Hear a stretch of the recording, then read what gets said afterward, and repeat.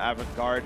And if he's confident in the matchup, I wouldn't even mind blind picking it here. I think getting this type of champion would be very good for him. Now, Legacy first picked the Rise. They banned it away again here. It means we're going to have much less support targeting. Nada was fine anyway on Leona, so I want to see what else is out here. Yeah, Kha'Zix's actually receiving a ban as well. I guess both Carbon and Yuzora have had good games on Kha'Zix. I believe that's the jungler that's won both our games so far. He'll just play Rengar. I don't know why they... unless I think Yuzora can play it.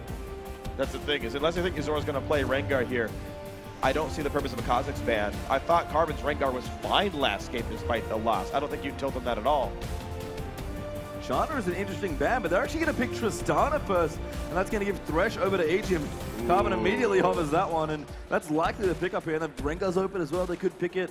Nothing too particularly open as well. Lucian, I guess, but I mean, that's pretty standard into Trist at this point. Right, well, Cardin's been, generally speaking, playing Corki more than Lucian anyway himself. Like, Lucian was only contested because Veritas wanted him, but now that he doesn't, who cares? Yeah, so Thresh, I think it's going to be an Alistar against him. Thresh Alistar is not a lane I've seen very much because we haven't gotten to see much Alistar support overall because he kept being banned as a top laner. It's just what I expect to see Nada play. I mean, both these guys are going to be able to make openings.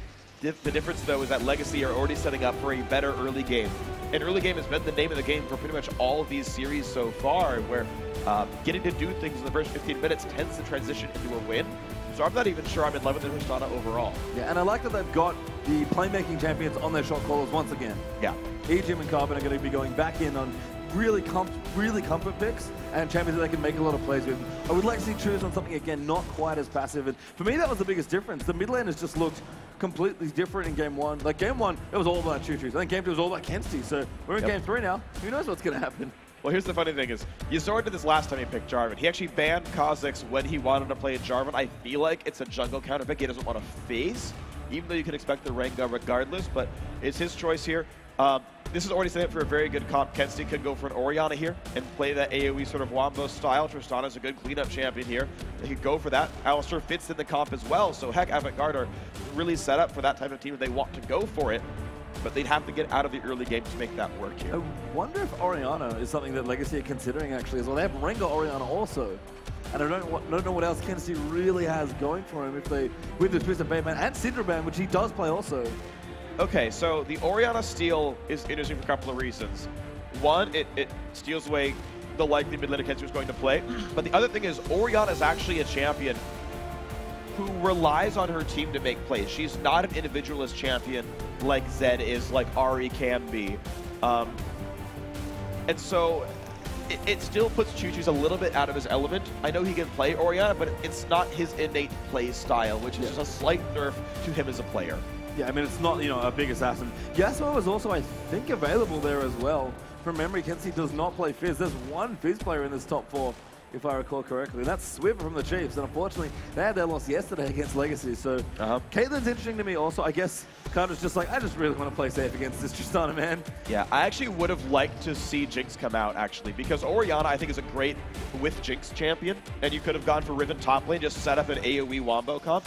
I actually would also prefer to see Xerath over Ahri here. I don't love this hover, but it does give more texture to Avant Garde's lineup. It's still a good AoE team. You still got good setup for Rumble, but you had a very different setup. Oh, wow. No, okay, this is cool. This is cool. I do like this, actually. This is still very strong. More AoE wombo combo, more team fight, more CC. This is good. Yasuo Alistar, man. And I guess with Choose deciding to try and steal away the Ahri, that opens up Yasuo. I actually forgot that Xerath was open. Oh my goodness, the Gnar does come out, though. And Taliwaka, he's been so proficient on this champion. I love how you described it, actually, Freak. Yeah. He's just a tank.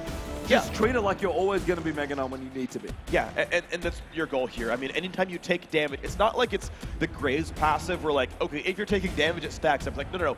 Every time you take damage, you get more. So if you're getting hit by, like, a Rumble Equalizer or Flame Spitter and Liandry's, you're just gonna be Mega Gnar immediately, and you build tanky and you go for it. The only difficulty I see here with Legacy is their damage output is low. Again, part of the reason I like Jinx is she provides a lot more damage than someone like Caitlyn here. I don't think she's under that much threat anyway in the first place. Yeah, so it can try to reach, but I don't think she's okay here. And so the follow-up, I don't know if it's here. Legacy can start fights really, really, really well off Rengar, Orianna, and Gnar. But I don't know if Caitlyn's the right kind of cleanup. Meanwhile, Avant Garde great team fighting team, and they can fall back on Yasuo's split push while Tristana and Rengar just wave clear. Yeah, and I actually love the Yasuo factor. Rumble. Yeah. Yeah. I love the Yasuo factor. It's funny because both of the mid laners on this team are incredibly proficient Yasuo players. And again, there's no Fizz players. Actually, no, I lied. There's one Fizz player between these two teams. It's Carbon. I'm serious. He's a jungle Fizz player. Loves it, but wasn't open here. They saw the pick and like, yeah, Orient to Yasuo, love it. I'll happily play that matchup all day, every day as Yasuo. And again, there's kind of a standoff where in the draft, if any of the mid laners kind of pull the trigger where they can not, where like Yasuo is just a good pick, they're just like, yep, we're going in. Yasuo time. And I think it's going to work pretty well, even though it works, again, in the case of this team comp. I think there's a lot of outs for this champion as well. As soon as you can get out of lane with Yasuo, he works in so many different situations that it's a strong overall pick and works in so many different places here. So champ select-wise, I feel like I give the edge here to Avant Garde. I think for the second time in a row, they've outpicked their opponents, and I think they've got a lot more to fall back on. But let's see if they can do it in the best of 5. Yeah, we'll see what happens here. Avant Garde are now tied with Legacy. 1 game apiece here in this best of 5. We're in game 3. Avant Garde on the blue side, Legacy over on the red.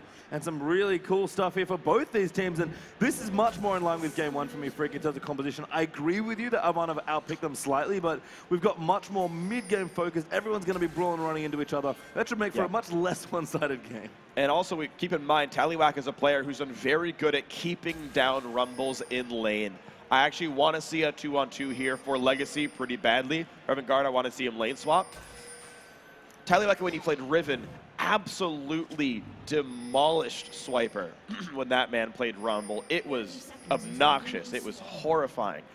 Now he's on Gnar, who's also a very good laner, and I think Tallywhack can repeat that performance if he gets a one-on-one. And that's the thing I actually really like about Gnar. He's not just this big tank, as you said, that you pretty much, he's a tank when you need him to be in the team fights, but he's a lane bully as well in his mini Gnar form. So really cool to see just Gnar, such a versatile, very difficult to play against top laner behavior, doing something a little bit cheesy. It's set up for him. They have enough trinket wards to spot the movements. They had Yasuo spot them come in. And now they can flank this blue up. There's no way Legacy sees this. Yeah, no. This is a very creative invasion. Even Tally's actually just hitting his recall button. And we should see a late Once they see Orianna, they should go for this. Tally moves out. Yep, they're going to start this blue, and here we come. No, not yet. Oh, they'll wait for the buff to spawn. Yeah, okay. Yeah. They want to late invade here. It's kind of what Carbon actually did in the last game on Rengar, invading that buff with Ejim with a great amount of pressure. God. This is 5v3. Yeah, here's a flank as well coming through. Orianna's already in lane, and AV are like, hey guys, how are you? Cardred, he's going to get himself flame spitted, flushes out towards his turret, so he's okay there. I'm actually really sad for Borky that he started Flame Spitter. If you went Electro Harpoons, they could have guaranteed one of these kills here. Carbon. They get a blue steal and they get a flash burn, but I feel like they could have gotten more. But still, I mean, great start for Avant Garde. Yeah, and that's exactly what they want. Gonna now try and 3-buff Carbon here. Cook does land on a Nada, actually. Cardred a little low from the early level 1. Does not have his flash, but able to bully, and they really have to bully. We are actually in standard lanes, I think, for the first time in this series so far. And Cardred is going to have to play very well in this Caitlyn to bully this Trist. It's good for Legacy, but the problem is Cardred's going to be running out of health pretty quickly. He's already chugged his only potion. He took another explosive shot to the face here. Veritas has plenty to stay and still to come in with an Alistair, extra potion, and all that. Yeah. I just wonder how much is Caitlyn just being a good lane bully is going to take this matchup. Great start. Yeah, Nada gets level 2. Great hook there by Ejim. Plays him in the turret as well. Little too much tower damage, forcing the exhaust out. Exhaust trades there as well, as Ejim does use that onto Veritas. That was really fortunate for Legacy. Level 2 came in for Ejim as that fight started to allow him to hook Flay and make Nada lose a whole bunch of health. So suddenly, it's equal in summoner spells. Legacy just barely squeaking in the advantages they need to keep up in this lane. The Cardred going to continue to try and bully. And again, Eric Jimmers does want to get aggressive on this thresh if he can. Nada quite low from all that poke. Those headshots coming in nicely. So bottom lane developing well, but Barrett is keeping up with CS so far. Good hook, actually. Finds it. There's a great double play. Nada headbutts him away. Ejim Nodized one more auto attack. First blood to Eggum. Wow, Nada had taken so many hooks. Absolutely beautiful. Ejim got Thresh. I was so surprised Legacy were banning the champion earlier on, because I felt like you give him the champion at any point in champ select, and Legacy's ability to win is amazing. You're seeing it right here. What a good start in the duo lane. Good start indeed here as Kinsey getting bullied back a little bit in the early levels. To be expected here against Orianna. So Truce does have a little CS lead here in the mid lane as we start things off. But Yasuo, one of those champions that really just wants to farm as much as possible. kind of an even or better sort of champion in lane. Right, exactly. And that's what he's going to look for here in this one. Kenzie, though, is being pushed in, and they know there's actually a lot of gank pressure available from Jarvan. They're hoping that the wards that have come down for Choo-Choos are going to be enough to keep him alive against these ganks. But Jarvan Yasuo can definitely do meaningful damage against Orianna. Yeah, it's just up to Kenzie to kind of last hit effectively on the turret with his E and the auto attack cancels. And again, a competent Yasuo player here, so should have no trouble. And again, keeping up nicely here with about a 6 CS difference. So we'd have probably just a farm fest in that mid lane. Tally, meanwhile, in the top lane, bullying a little bit so far. Carbon's actually rotated up here in towards the top. He's going to try and set up a gank. Tally's actually near Mega now as well, but looks like Carbon does want to give it up here. Tally's pushed the lane a little too far. He was hoping to see if someone could push out. I think he was baiting a counter gank with the way he was moving up. Saying, okay, Jarvan, you like a little healed, bought your first items, now you might look for a gank. Are you going to show up? No, you're not? Okay, no big deal. So Taliwaka is building a +10 CS lead. That's very good for him. Probably going to keep growing from here on out, I should say. Yeah, and back to Megan. I'm going to shove the minions into the turret. Porky will flame spitter what he can. And actually, Azora has found himself in a very creative spot here. Actually counter-jungling the Wolves. Must have the read that Carbon's up towards the top side. Carbon's taking way too long up here. Like, you can't... Like, I know he has full ferocity, so there's always the chance to land the root and deal the damage, but there's no way Porky extends that far. He's going to last hit with Electro Harpoons. Nice knockup. Choo-Choos does get knocked up, and further damage will come through. Don't dive though. Choose flashes a little late, but he knew he was safe for that time. There was actually a pink ward that I thought would spot Yuzora that Avant plays nice and defensively just right of their mid lane, but instead they're going to just get aggressive here. Knockup doesn't land there for Kenzie. Choo-Choos can't defend this turret. EQ flash would actually give him the kill. Kenzie could flash EQ and get the kill afterwards. So. Oh, sorry, that's Avant's pink ward that I saw. That would be why. That would explain it. And that's some really nice warding and great movement from Yuzora as well to get beautiful pressure onto that mid lane. So Carbon went top lane. Yuzoro burned a flash and took a 1 or 2 camps counter jungling. Significantly better play here by this Jarvan so far. And that's a good thing for Avant Garde. They needed some help because that bot lane started out badly, and so did the top lane. Yep. And as you can see, a 10 CS lead, or mounting to about 15 now for Cardred. So doing well with the Caitlyn, but Carbon is going to check out something. In fact, Kenzie's rotating down to the bottom. Does have his ultimate now as well.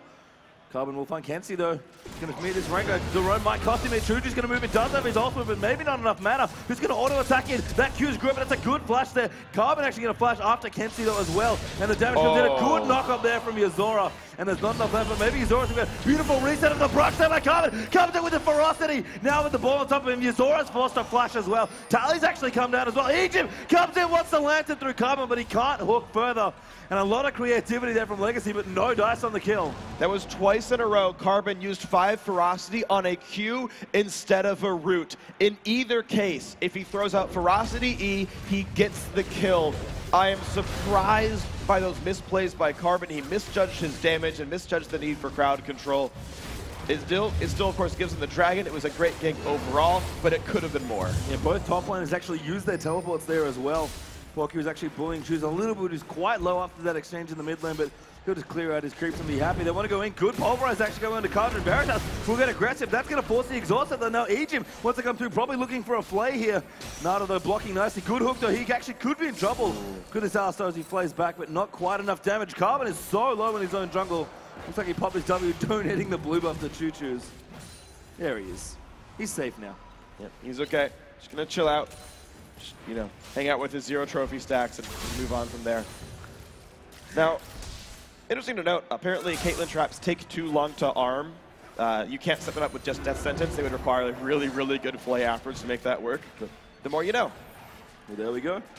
The Cardred going to continue farming up here, although Veritas actually jumped ahead in CS. I guess due to the dragon that Legacy tried to take quite early, so yeah, that might cause some problems here in the bottom lane. Veritas is having quite a lot of room, more than I think he expected to get in this 2v2. Yeah, I'm surprised he's been able to equalize the CS here, but as he levels up, his range gets better, the power of explosive shot goes up as well, and it just became a little bit nicer for him. Also, he's got a bit of an item lead because of awkward recall timings. That pickaxe really, really helps him in this lane. He can last hit at significantly longer windows. Anytime you're fighting in the bottom lane in a 2-on-2, you try to hit your opponent when he goes for CS, right? That's when you look for it because you know he can't fight you back.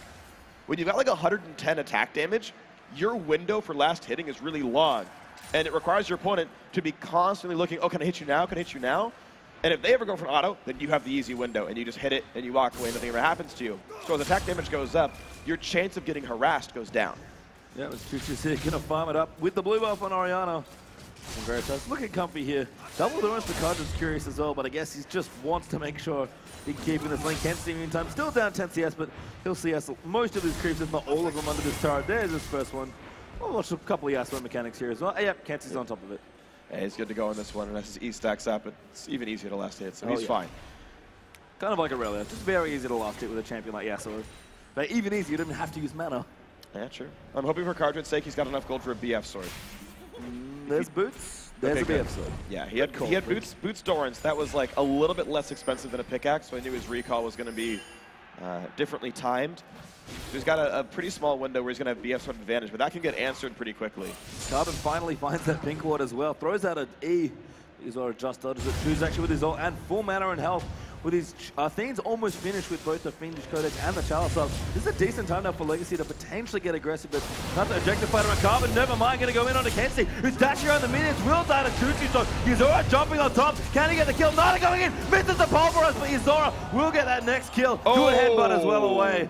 Wow. And the exhaust means more can happen. But Nas here as well. Equalizer just missing on the Choose. And now Tallybacker doesn't have enough range, but he's going to fight Porky here. Just popping into that hyper. Orianna going to help him out. Speeds him up as well. But it's 1v3 right now for Tally. Finds another boomerang. Good bounce forward. We'll get more vision. Hyper going to come in as well. Now Mega now will be on the way soon. Misses that next boomerang. Almost hits Porky again. And a good slide comes in. Nada will rotate through. Mega throws a house at Nada. And the roam will not be enough for either top laner, unfortunately. Does buy a lot of time, though. This is going to be Avant Garde forced to back away. No one around at all. The recalls are slow on top of that one. And Legacy, despite not getting a lot of kills for it, do get control of the mid turret. Very good fight for them. Really good boomerang control as well by Tallybacker. It didn't miss a single catch despite chasing around corners. Such good knowledge of how to play Gnar. Yeah, and just a fantastic collapse from Legacy in that mid lane to clean out that turret and get themselves roughly 2,000 gold in the lead. So nice play early on. Again, Legacy developing an early lead. We'll see what they can get done with this particular team comp. This is a nice start, but again, 2,000 gold, not a massive lead, even at 11 minutes. Not a massive lead, but as long as they can keep that money advantage, their life just stays easy. And I think they've got so much playmaking. I'm a really big fan of the team. Oh, God. Oh, he's played. Yeah, good play. The box not quite up enough. That Buster Shot saved him. Buster Shot saved him from getting boxed. That was really clutch. Yeah, Veritas has some Buster Shots in both Game 2 and now this game as well. So again, no way around Tristana. Cardra going to ride in. Pulverize not quite enough, not quite in time, but Veritas truly out of play. Very telegraphed with the Lantern there. Yeah, not a good instinct to pulverize that and try to get away before anything bad happened to him. Indeed, that was the case here, so life is good. Egypt, of course, had burned Flash for the chance at a hook and didn't get it. Missed that one too. Yep. Trying to hope Nada would juke just a little to the right, but doing well. I love that every time his Moby Boots come back up, he's just running straight forward to Tristana. As soon as you stop to auto-attack, you've lost so much distance that you're in flay range, basically.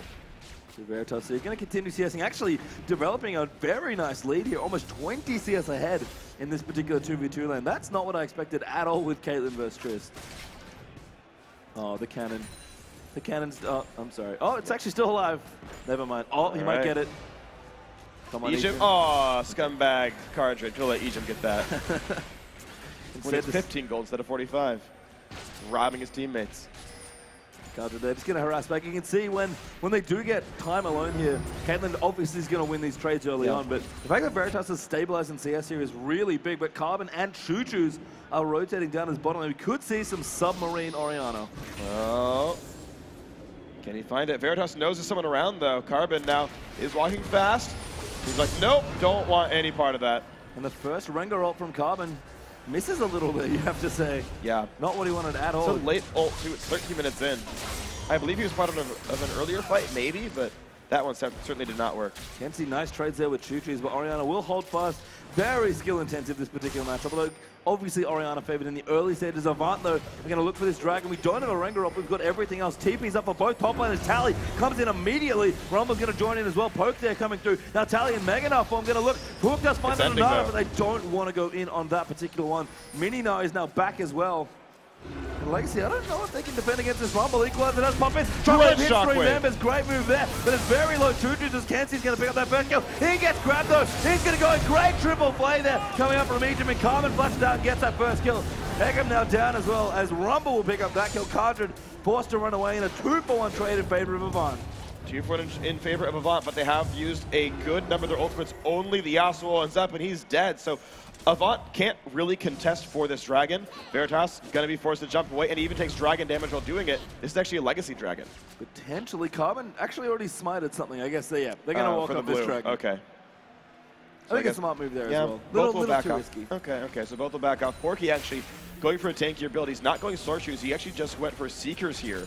Could have bought Sword if he wanted to, chose not to. So really afraid of what Tally can do to him in the 1v1, so he delays his own damage output, even though there's probably going to be another attempt for Dragon soon, because he wants to survive the landing phase. He's kind of looking down as well as builds do develop. Obviously the 80 carry's got a bit of a way to go. We've got Avarice played with the pickaxe set for Triss, so he's going to likely move into static shift first before Infinity Edge. Athene's and Holy Grail up for Choo-Choo's, and builds kind of developing, as you said, with Rumble, and out in the top lane as well. Tally just going very standard for him and going very tanky on this Nah. For me though, Kenzie's choice of going critical cloak here is really curious. He's actually looking for a fast Infinity Edge. I mean, I assume so. Yeah, I mean, so IE is just a great choice on both, on Caitlyn especially. I think it's the best starting item, to be honest. Bloodthirster builds, I think, are a thing in the past in almost every single situation. There's very few cases where I think it's the right one to go for. Meanwhile, it's standard stuff for Veritas, right? Pickaxe, just have some attack damage, you can last hit well. The laning phase time I talked about earlier, and then go for the fast static shift so you can wave clear and just be a really good push threat. But Yasuo is the one that Yasuo, I was curious about. That's okay, there we go, yeah. I personally really like IE second. I know not a lot of pros go for the 100% crit build, but... That was a wind wall, by the way. Oh, man. That ball did not go as far as I thought it would. No, it got blocked. Wind walls. Oh, man, you saw it. Gonna go in. Great equalizer on top as well. That is an absolute crap ton of damage. And Kenzie picks up a kill on the Carbon. Lands and will save Tally. Wow. Oh, he snipes him with a boomerang. Wind wall that, he says. Yeah, one for one trade. Yeah, well, it's interesting. I mean, he's saying that he doesn't want to go for the split push sort of potential. Right? It is a better dueling item to go for Blade of the Ruined King. IE second says, look, I'm going to have gigantic AoE Qs, and even my static shift damage is going to be super high. And because he's picked into an Alistair, Jarvan, and Rumble team, it makes a lot of sense. Yeah, it's definitely one. Again, we talk about mid-game all the time in games, it seems like. And with the way AV's comp work, with big Rumble, I mean, Triss is kind of, we've called it an insurance policy. Yeah. I think that's pretty accurate here. But I think Kenzie just wants to make his the 25, 30-minute section of his team better. And that's what IE second does feel on Yasuo. Right. Yeah, so that's the goal here in this one. Yeah, sorry for misremembering what champion you were going for, but the difficulty though is until Cardred actually finishes his Infinity Edge, he's actually not very useful here. Legacy thankfully get to use that pick on Kenzie to turn it into Dragon anyway. Very fortunate for these guys, but well capitalized by Legacy. Healed up, went there before Kenzie could show up. Exactly the right play. Still a small lead there. Porky will actually equalize effectively. As he's going to take that turret up now. Lifted 1,000 gold. Nada though, he's going to get jumped on. Kenzie finds a knockup. Nada flashes out. Beautiful play there by Alistair. And he should be okay. A very tanky champion. Burn the ult, take no damage. Flash away when you have to, whatever, no big deal. So, well played on this case. So, here we go. 500 gold difference. Dragon off the table, which is actually pretty awkward for Porky here, who doesn't really get to be that great mid-game Rumble for another 6 minutes, and 6 minutes of Tallywhacker getting to push against him if he wants to. I have to say, I feel like Porky is struggling again here in the top lane. He's just, the way Legacy have played, he's just not been able to get to a dragon fight as Rumble and be super high impact. He's had a great equalizer with the Jarvan ultimate when they He's had some good ones, some bad ones, though. There was a fight in the mid lane where he actually just straight missed on Choo-Choo's, who reflex flashed anyway because he expected it to hit him, but it wasn't even on. Yeah. And that's a bit risky when we compare to how Tallywhacker's Rumble was earlier on, and Tallywhacker winning his lane. I think arguably doing more in fights potentially as well. The solo laners typically, to me, feel like they are a bit better for Legacy, but we're seeing that the dual lane is quite obviously going better for Avant Garde, despite the Alistair First Blood. Cardred is losing now pretty significantly to Veritas, who's going to probably keep spiking ahead of him as soon as he finishes the first item. Yeah, Veritas, by the way. I'm glad you pointed it out. Yeah. Cardred has finished that IE, but no, does have Brown Blitz, but no Berserker Greaves yet. And Berserker Greaves are a big deal on Caitlyn, who really does just want a bit more attacks because she doesn't have that much base stats-wise as an AD character. He has long range. Carbon does miss the rip, but he jumps on anyway. Zora will slow him down, just kind of throws Q at his face. Orianna moving through as well, but we'll be all right for now. But Veritas has impressed me in a standard lane. He's just pulled so far ahead against, what is, Caitlyn. Yeah, Caitlyn, the lane bully. Oh, Eggum. Oh, that is a trap, though. This is not good. Tallywhack is going to be here.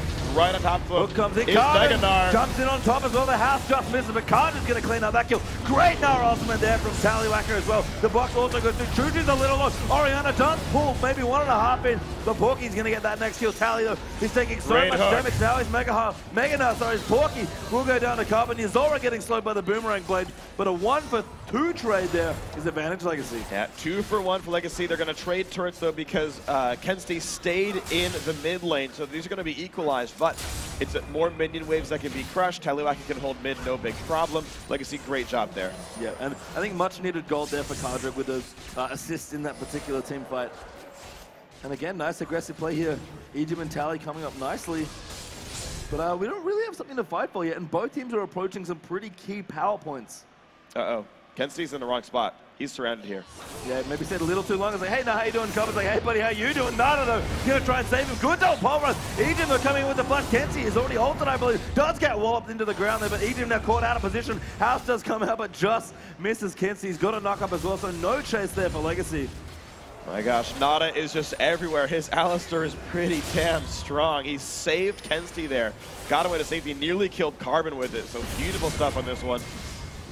Alistar Yasuo, man. You know all about that. I do in fact know all about that. I'm sorry, Spawn, if you're listening. He experienced me getting...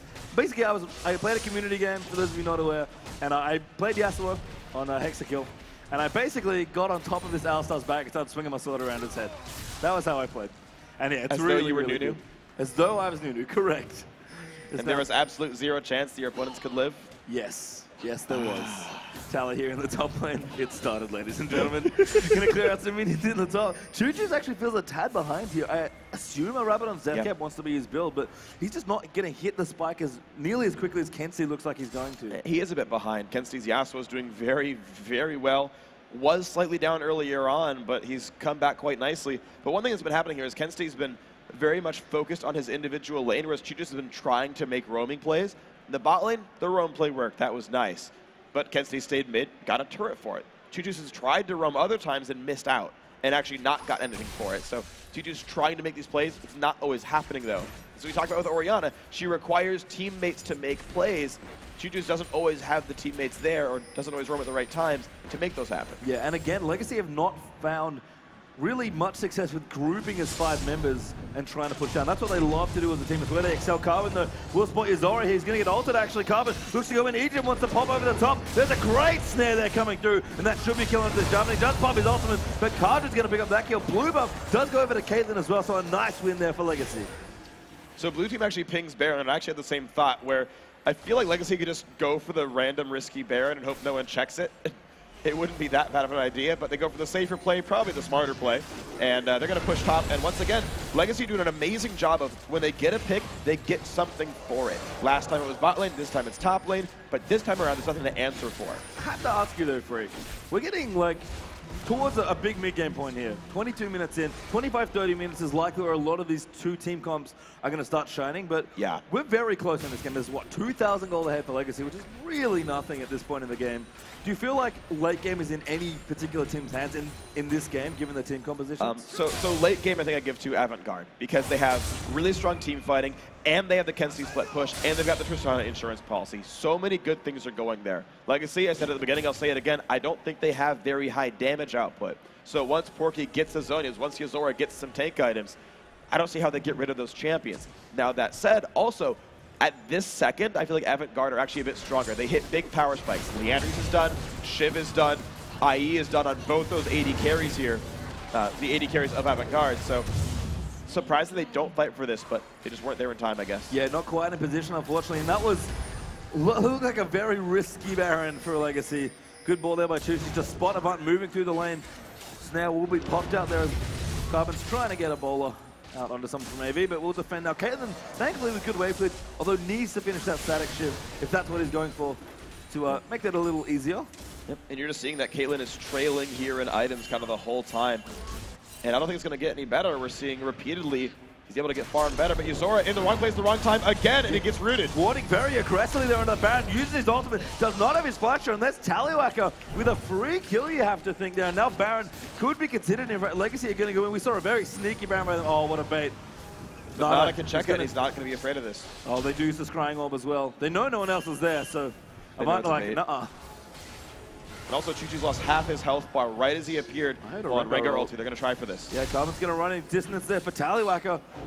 He's running out of range, bounces over the wall. Can he throw a house of Kenzie? Windmill is up and does wall. He can try again though soon. Flash! Oh my goodness, close. that was close. Carbon though, he found a bit of brush, and now the ult's going to come down from Porky. Kenzie flashes out Carbon. Quite low actually flashes out of the way. Oh no, he flashed with the Orianna ball on top of him. They have to re-engage here. Porky, they're going to get one kill. Now they'll get snared up there by the hook. Does flush out, but Kadra cleaned that kill. Kenzie going to go back in, picks up Egypt. Kadra's so low. Kenzie gets the double. There's the triple kill, but Tally does pick him up. Now he's 2v1 off. He got popped over the top. Does bounce over just in time. And a 4-for-2 trade there for Avant. You've got to be so careful when you chase against a team with Rumble. They lined up for the equalizer, and I just said, you've got IE Shiv done on Yasuo Tristana, you've got Leandri's done now on the Rumble. This is a gigantic spike that is unmatched here by Legacy, and they walked right into it. Yeah, and that 2,000 gold lead is going to get shortened very swiftly here as that tier 2 Dark Tussle down. That just doesn't really matter at this point. We've hit all the power points for Avant here. The Infinity Edge was done for Kenzie's Yasuo, but the Leandris was done, as you said, for Rumble, and we had Infinity Edge, Static Shiv, and a whole host more of items coming in, but we do have a replay freak. All right, so watch this battle. Even though it's a 5v4 with Yuzora being dead, we can run this clip out, and just watch this. It's just brutal. Watch this equalizer. It is so good. It catches everybody. Carter has to walk into it. This shockwave as well. He went for the command protect on Carbon, but it was too low of a player. Legacy, though, going for the Baron rush. They love their sneaky Barons, apparently. Everyone's popping over the wall. Looks like Egypt descends in, moves Carbon over, Tally jumps over, and now Cardroid is coming in. And this is actually going to very quickly. The equalizer will find them. They have spotted them off. They're staying they can't for get it. anyone else in. Carbon gets killed out. The Baron does go down. Yuzora picks it up easily there. And now Egypt's going to go down. Cardroid in a whole host of trouble now as Rumble with the double. In fact, might be a triple. No, Yuzora picked up the other kill onto Egypt. Cardroid nowhere to go. Slows down Kenzie. But I don't think he can escape this Tristana. Should be 4-0 and a Baron. There's one auto. Scrying up is very nicely there by Veritas. And they did the right thing. Only Veritas chased that kill down, getting rid of Caitlyn, removed some wave clear. It was actually the right choice to remove that champion, as opposed to send Trist on the push right away. The rest of these guys should still be okay in trying to push out. Like, Choo-Choo's can get dived here. Nada can easily run in and just headbutt Pulverize, so this is a turret kill. Yeah, Nada has ultimate still as well. Carbon will come back. It looks like Egypt's back as well. He's actually going to pop his ultimate. They're going to go very aggressive. Ball is onto that Rengar, but they've got to make a play now. They're jumping on Nada, who's so tanky. Pops his ultimate. He got Veritas, but a great pop. Into the full-man Yasuo ultimate. There's a great 3-man shockwave there. McKenzie is chasing down Tally. Veritas is in the front lines going absolutely ham. There's 3 kills for 0. Another headbutt Pulverize. There for Nada. Egypt, he's trying to make the play. Veritas going back in. There's another kill. There's the other. They will complete the ace as well. 5 kills for 0 for Avant Garde. And once again, 27 minutes in, Avant Garde are suddenly inside the base. The risky Baron was punished, and Avant Garde are going for the win. This game is over, ladies and gentlemen. Avant Garde looks like they will take a 2-1 lead up against Legacy. The third Nexus of this best of 5 will fall. And what a game. This series just keeps getting better and better, Freak. Good on them to check the Baron in time. The team fight comp, it paid off. Kenzie showed up very strong on this Yasuo. The bot lane was dominant in the 2v2, and it all transitioned beautifully. Great plays here by Avant Garde. And again, you kind of pointed it out in the draft where Chooch is a fine Orianna player. Yeah. But it's not, he needs to be the one empowering himself when he's making these plays. And yeah. Twice now, when he's played a champion that he can't make plays on by himself, by just diving in with Zed and going ham and trying to kill ADs, just, it's not the same team. Yeah, and especially when Avant Garde are clearly playing these cohesive, looking for team fight compositions. The best way to deal with that was the way Legacy dealt with it in Game 1. Split the team up, create pressure. Like, just think back to how ludicrous Choo-Choo's versus Porky was in Game 1. He's like, I'm Zed, and Mundo's getting one shot. And you're like, man, life really sucks when your dedicated tank can't survive Zed. And they closed the game out before any important defensive items came through. That's the Legacy we want to see. Of course, great bans by Avant Garde to break that apart. Great picks by them as well, putting together a good comp that fights in these battles so well. In fact, to show these battles, we got one more replay we want to show you guys. We can pull that one up on the screen. the Avant Garde are absolutely great team fighters. Legacy opting into basically a 4v5 here. Just watch Nada. This is freaking ludicrous. 4-man knockup. Egypt actually wasn't quite caught in the Yas ultimate, who cares? And there's just no way you're going to win this battle. You got Caitlyn only now walking into the fight. Like, she's not doing any damage. And at this point now, it's too late. It's you know, 2 guys at 1/3 health and Karjan by himself. He's not going to survive. Veritas, again, the insurance policy. What makes Persona so good at this is the fact that you get resets off the early fights and you can keep picking up the kills at the very end of it all. Legacy are... They looked better than Game 2, though. They put together a much better early game. Ejim's Thresh, still amazing. Got first blood. That was awesome. Really good stuff. But they're playing the rest of the game a little bit improperly. They're limping into team fights against a Rumble, things like this. They need to find that other split push. They need to find that other solo, like true solo champion for Choo Choos, and play in the style they did in Game 1, and Legacy or look a lot better. Avant Garde, though, bounced back great from Game 1. They look angry. They look, well, angry that they're going for stuff, right? They look aggressive. They're happy, of course, and they're 1 game away from being the 3rd Oceanic champion in 3 seasons. It is. So, guys, it is match point now for Avant Garde. A 2-1 lead in this best-of-5 series puts backs against the wall.